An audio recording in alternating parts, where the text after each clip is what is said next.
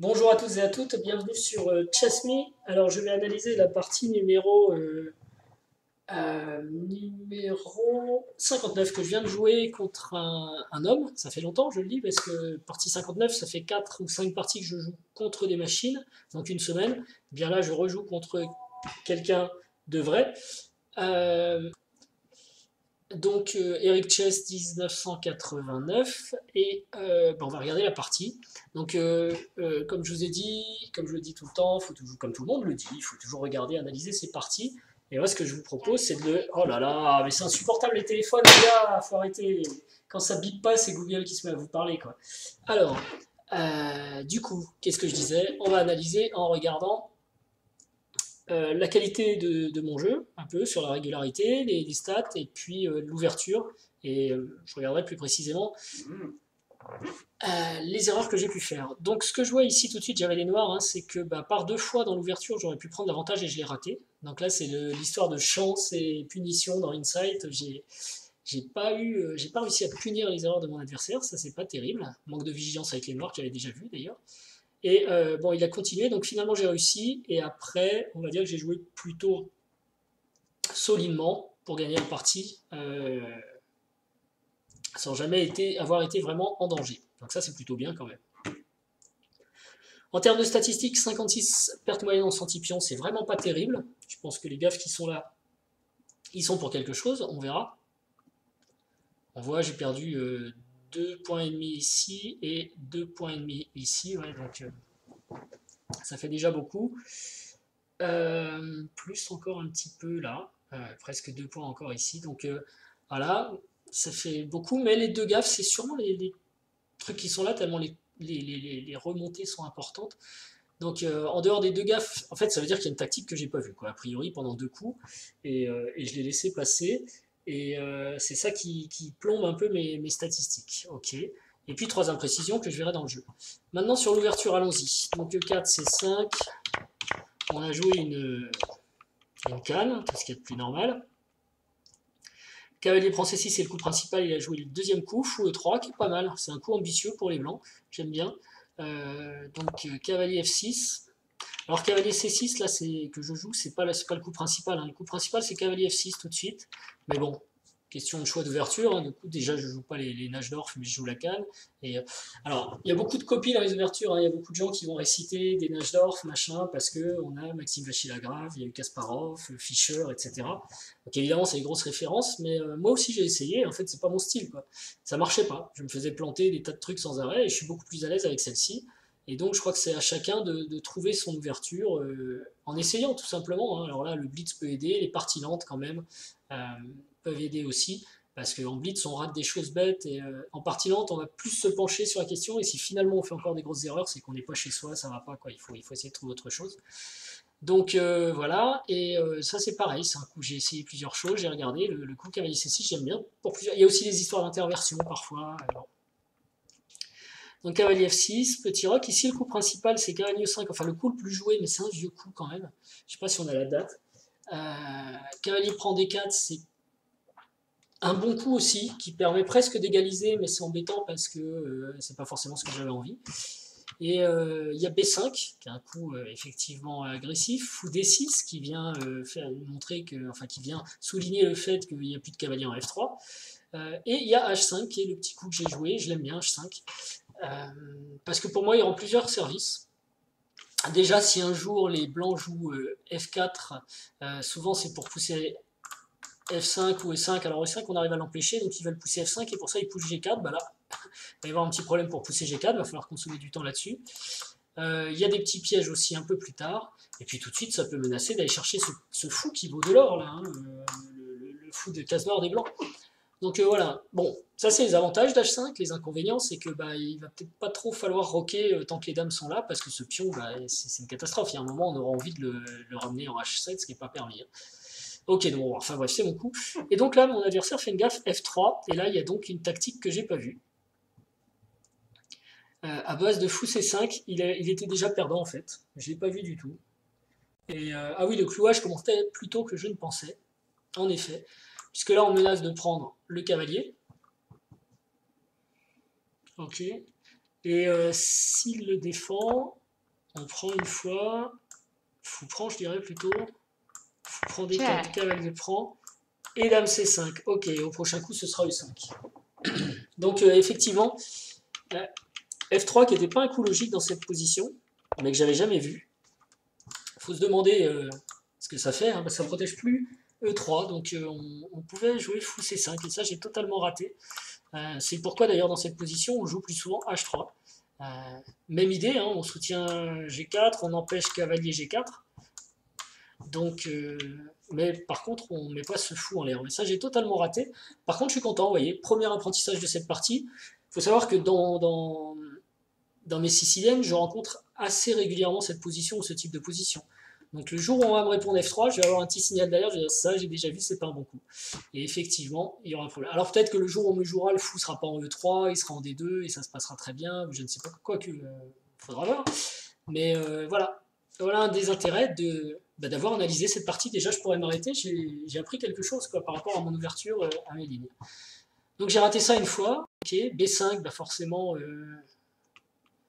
Alors là, il joue à 3, j'en parle pendant la partie, je vais pas en parler. Est-ce qu'il a le droit? Déjà, non, il n'y a plus personne qui est venu dans cette position. Est-ce qu'il y a quelqu'un qui a joué F3? Non, jamais personne n'a joué F3. donc là, on est seul au monde. Et malheureusement, moi, je joue B5, je rate encore fou C5. Alors, on peut dire qu'est-ce qui se passe aussi ici si on essaye de défendre comme ça, mais c'est une bonne question. Cavalier 5, dame à 5.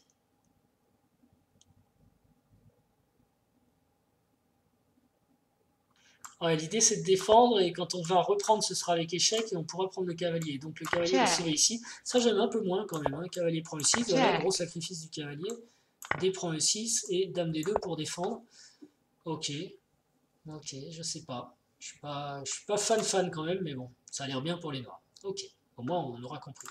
Bref, moi je joue B5, qui n'était pas forcément le mieux. Alors j'espère que mon adversaire n'avait pas un coup qui permettait de... Non, apparemment c'est juste ça, et on est sur une position équilibrée, ce qui est normal. Donc pas de coup de son côté qui disait que B5 était une grosse gaffe. C'est une gaffe, mais parce que surtout ça ne tire pas profit de la position malheureuse de ce fou. Ok, donc fou B7, il fallait continuer avec fou C5. Ah oui, donc je rate plein de fois aussi. Donc ça fait quoi? Ça fait 2 gaffes de suite. Ouais. Fou B7. Et là, alors fou F2, j'avais pas compris pendant la partie. Bah, peut-être que mon adversaire a vu le problème de fou C5 que moi j'avais pas vu du tout. Dernier truc qu'on peut se demander, c'est sur fou C5, pourquoi on défend pas par exemple avec un coup comme fou E2. Bah, en fait, ça c'est toujours pas défendu, quoi. Donc voilà, on peut appuyer plus fort déjà. Il y aura peut-être du E5, et si cavalier F5, on peut même jouer G6, repousser encore le cavalier et finir par manger le truc. Et si en intermédiaire il fait fou prend échec, dame prend échec, eh bien on va pouvoir faire G prend F5. Donc voilà. Totalement raté, mais j'y repenserai. Des thèmes qu'on peut d'ailleurs trouver peut-être aussi sur F4, qui est plus courant. Donc il faudra vraiment que je sois vigilant là-dessus. Ah ouais, quand le fou est en E3 avec F4 ou F3, oui, très intéressant. Bref, je vais pas trop le dire, sinon je pourrais pas vous le planter, vous allez le savoir. Fou F2, donc lui il a peut-être vu, il est venu là et moi je comprenais pas pourquoi fou F2. Donc j'ai joué fou D6 qui en soi est pas un mauvais coup, on voit que... ah ouais, bah, il est dans le deuxième choix de l'adversaire, donc ok. Pourquoi il me montre plus les petites flèches de l'ordi d'ailleurs? Je sais pas. Je l'ai peut-être enlevé mais elles étaient là tout à l'heure. Peu importe. Donc fou D6 et ici il aurait dû jouer H3. Et de toute façon, c'est ce que je voulais, moi, créer une faiblesse, que ce soit H3 ou G3. Bon, G3, ça a l'air plus grave. Pourquoi? Parce que, bah, apparemment, cette fois, je tire parti du truc. Alors, sur H3, j'aurais pas joué tour D8, je pense pas. Je pense que j'aurais pris ici.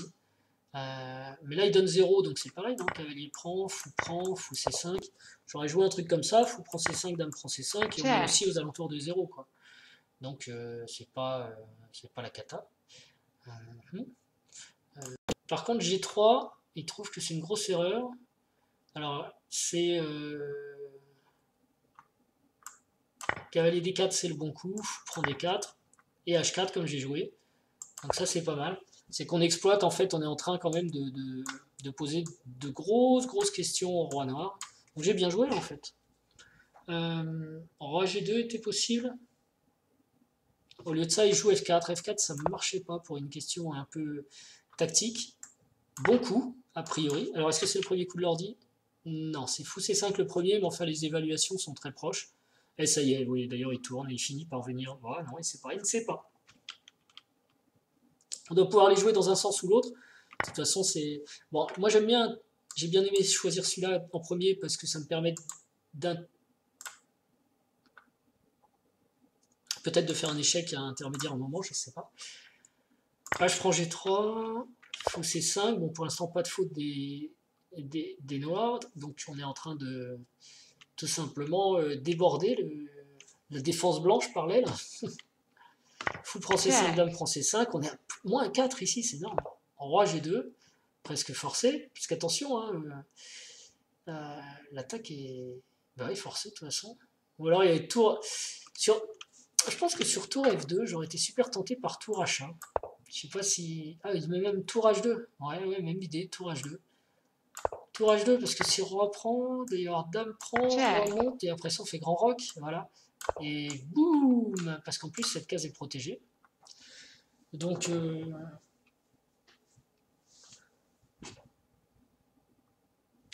Et les tentatives de fou et de fou H5 vont se heurter la case H5 est défendue 2 fois, et puis on peut même y aller une 3e fois s'il fallait. Donc, ouais, j'avais ça en tête, mais ça n'a pas été la peine. Roi G2, donc quasiment le seul coup. Et D5, bon coup, on ouvre le centre, on ouvre sur le roi qui prend des courants d'air. Alors c'est marrant d'ailleurs, parce qu'on ouvre en fait cette diagonale, c'est ça qu'on veut ouvrir, mais on garde notre roi fermé. Hein. Ça c'est important, parce que lui il est bloqué au centre quand même. Dame 2, une gaffe, il y avait Dame F3 qui était mieux. Ouais, sans doute, d'accord. Mais il était à moins 4 quand même. Et après, Dame F3. On fait grand roc pour défendre le fou, et après on va voir ce qu'il... On repousse un peu. Mais il a quand même de gros problèmes sur cette diagonale, quoi qu'il arrive. Dame 2. Et donc D prend E4, c'est le meilleur coup encore. Bah écoutez, j'ai bien joué en fait toute cette phase. Il y a surtout au début, j'ai raté ce clouage. J'étais pas chaud, on va dire. J'étais content de vous revoir. J'étais content de parler avec vous. Alors, cavalier prend E4. Et ici, je rate un bon coup. Je rate tour D8 ou grand roc. Bon, on va pour grand roc, ça me paraît mieux.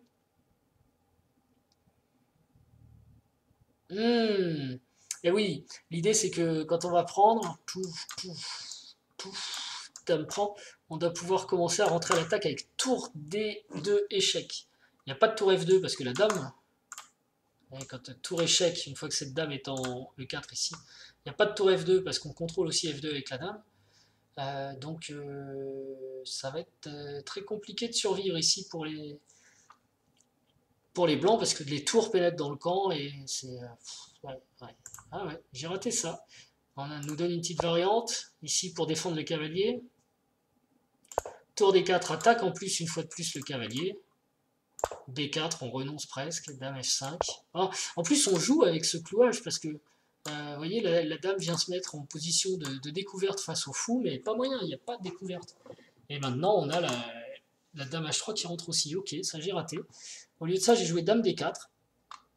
Alors, je voulais effectivement mettre une pression supplémentaire ici et peut-être là, mais là, jamais je serais allé chercher ce pion-là. C'est une perte de temps et il y a mieux à gagner dans cette position, a priori.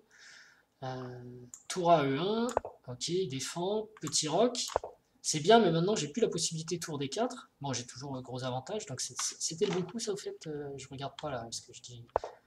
Non, c'était grand roc, dame D4, tour à E1. Grand roc maintenant, ok, ça marche. A4 peut-être plus agressif et F5, bon bah il essaye des trucs, il essaye des embrouilles. Je prends, c'est un coup qui va aussi. Sinon, bon bah je le dis dans la partie, hein, j'avais des idées de vite pouvoir pousser F5 ici. Et de... Donc il l'évite, ok. E prend F5, c'est le coup, oui. Tour prend F5, là ça joue, normal. Et Dame D7, pas un bon coup, donc une imprécision. Dame D4 en était une, grand roc aurait été plus précis. Et Dame D7, c'est une nouvelle imprécision qui perd quand même plus de deux pions. Enfin, l'équivalent. Tour D8, ah bah oui. Oh là là, tour D8, catastrophique. Alors là, le cavalier... donc on ajoute une attaque sur le cavalier qui est défendu 3 fois, il est attaqué 4 fois. Il est cloué de partout sur la dame, la tour. Ouais, là c'est compliqué même de trouver un coup. Hein. Dame 3 peut-être, mais voilà, on prend. Tour prend E4 parce qu'en plus sur fou prend, on a fou échec et on peut ramasser encore la tour derrière. Bon, il y a tout qui va bien ici pour les noirs. Et j'ai raté ce petit coup simple. Qu'est-ce que j'ai joué à la place? Dame D7, donc un coup un peu moins sûr parce il pouvait peut-être tenir comme ça, pour défendre. C'est ce que propose Ordi. Dame F1 aussi, bon, un peu moins humain, mais pourquoi pas. Et là, il s'est trompé en fait. Il joue tour C5, donc il ouvre la diagonale et qui oublie de s'occuper quand même de son cavalier qui a vraiment besoin de support. Ici, il aurait dû jouer encore Dame F3, qui est pas facile hein, parce qu'on se met face au fou, Dame, ça paraît impossible à trouver, ça surtout que là, s'il avait encore 5 minutes, mais enfin bon, c'est des coups compliqués. Roi B8, Roi G1. Et ici, j'ai cavalier G4. Et évidemment, et ça, j'ai pas vu. Cavalier G4, donc on menace de venir construire notre petit réseau de maths tranquillement. Dame prend est impossible à cause déjà de Dame D4 et on récupère la tour, puisque je vous rappelle qu'elle n'est pas défendue par le... Ah bah si, elle est défendue par le cavalier maintenant. Oui, enfin, on peut faire Dame prend, Dame échec, suivi de Fou prend D4. E4, c'est ça. Bon, allez, on va le tenter, on va regarder ce que dit l'ordi. Qu'est-ce qui se passe là-dessus? D'accord, je dis n'importe quoi, la dame était en prise. Ouh, c'est la fin de journée. Donc, ça, c'est une possibilité. Cavalier G4. Et tour D8 aussi, avec les mêmes histoires de clouage. Okay. Au lieu de ça, je joue Dame D4, qui est un peu moins bien, mais qui est toujours gagnant. Donc, c'est la nouvelle erreur. Dame E3, qui tactiquement ne tient pas la route, mais il fallait calculer assez loin quand même pour faire marcher la tactique des noirs. Meilleur coup. Je suis content parce que là, c'est hyper tactique tout ça. Hein. Le cavalier n'est plus cloué. Il y a une grosse masse au centre. Et ouais, il faut trouver les bons coups là quand même. Bon, ça se calcule, c'est pas insurmontable, mais je suis content, disons, j'ai pas fait. Là, l'ordi pourrait dire, t'as une grosse gaffe tactique, c'est pas le cas. Cavalier, c'est le coup. Fou prend, donc fou prend E4, c'est encore le coup. Dame prend, c'est tour prend qui défend le fou et j'ai gagné une pièce. Alors, il peut encore essayer C3, mais grâce à tour H1, il va aussi tour D5. C'est vrai que tour D5, c'était aussi possible. J'attaque la tour et je peux me sauver. C'était bien aussi. Mais je pense tour H1 c'est encore mieux parce qu'on fait des échanges. On a une pièce de plus, on va échanger. Les échanges en question, c'est ça. Et tour D5, qui propose aussi, qui force l'échange des tours de façon amusante. S'il prend... Bon déjà il peut pas venir là, il peut pas venir là, il peut pas venir là. Donc il a que deux coups possibles, c'est de prendre ou là, il a retardé. Mais c'est échange forcé quand même. Grâce à cette découverte. Voilà, on a échangé les tours. Et ensuite, c'est bien ce qu'il recommande lui aussi. Ah non, ou si, c'est le deuxième coup. Il préfère Roi B7. C'est vrai que j'y ai même pas pensé, mais voilà, on relâche la tension parfois. Roi B7. J'ai même pas remarqué que cette tour était totalement trappée, elle était piégée. Sur Roi B7, elle va où? C4, d'accord, on essaye d'embrouiller. Et on gagne encore un pion, quoi. Ok. Et on a déjà le roi au centre et tout, c'était mieux. Donc vous voyez, on se relâche en fin de partie, il y a encore des bons coups à jouer. Et c'est important hein, de ne pas se relâcher en fin de partie parce que là vous allez me dire ouais, bon, enfin bon, et d'ailleurs, parfois j'ai déjà lu ce commentaire, hein, oui, tu restes concentré, t'as une tour de plus ou une pièce de plus, machin, c'est ridicule, c'est totalement gagné. Là je rate une petite tactique qui me fait encore gagner un pion et une meilleure position de roi.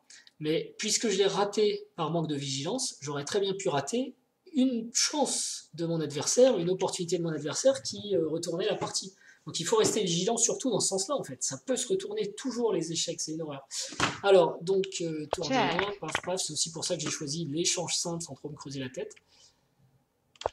Et ensuite, qui était le deuxième coup de l'ordi, je pense, hein, quand même, ouais, c'est le deuxième coup.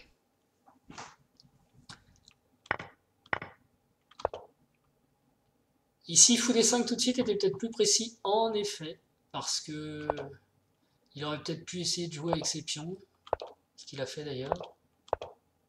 Mais bon, voilà. Il n'a pu se passer grand-chose ici, et abandon. Si le roi part par l'aile dame, je passe à l'aile roi. S'il passe, bah d'ailleurs il passe pas ici, donc il va descendre et je passe à l'aile roi quand même, quoi. Donc roi F4 prochain coup, à moins qu'il donne un pion, s'il veut il a le droit.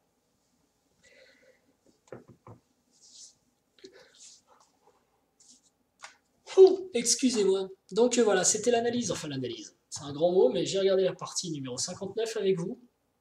J'ai appris un petit motif intéressant sur la sicilienne, là, quand il y a F3 ou F4, avec le fou étant E3, il a souvent un problème. D'ailleurs, c'est souvent voir roi H1 de jouer aussi par les blancs, sûrement pour éviter ce genre de choses. Ce sera un petit message d'alerte à mettre. Une partie plutôt bien jouée, je pense, mais dommage d'avoir raté la tactique dès le début, quoi. Et sur ce, je vous remercie de votre fidélité. Je vous posterai bientôt d'autres parties, alors abonnez-vous et je vous dis à très bientôt. Ciao!